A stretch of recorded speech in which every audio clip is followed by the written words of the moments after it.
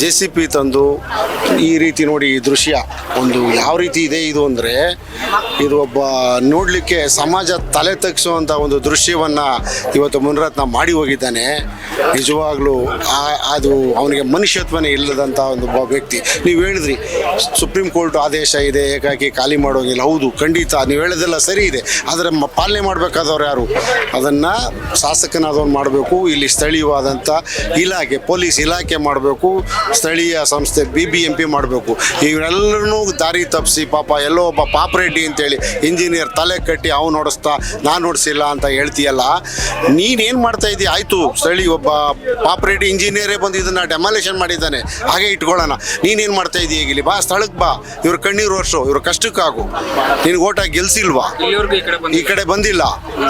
ಆ ಒಂದು ಹೆಣ್ಮಗಳು ಯಾರೋ ಸ್ವತಃ ಡೆಮಾಲೇಷನ್ ಮಾಡುವಾಗ ಮುನಿರತ್ನ ಇಲ್ಲಿ ಇರೋದಕ್ಕೆ ಸಾಕಷ್ಟು ಸಾಕ್ಷಿಗಳಿದೆ, ಫೋಟೋಗಳಿದೆ.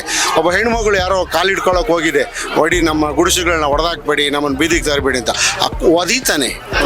ಒದೀತಾನೆ. ಏನಿದು ಈ ಯಾವ ಲೆಕ್ಕದಲ್ಲಿ ಇವನ MLA ಆ ಮಟ್ಟಕ್ಕೆ ಇವನ ಮನಸ್ಥಿತಿ ಇದೆ ಅಂದರೆ, ಸಮಾಜ ಒಂದು ಆರೋಗ್ಯಕರವಾದಂಥ ಸಮಾಜ ತಲೆ ತಗ್ಗಿಸುವಂಥ ಹೀನ ಕೃತ್ಯ ಈ ಮುನಿರತ್ನದ್ದು.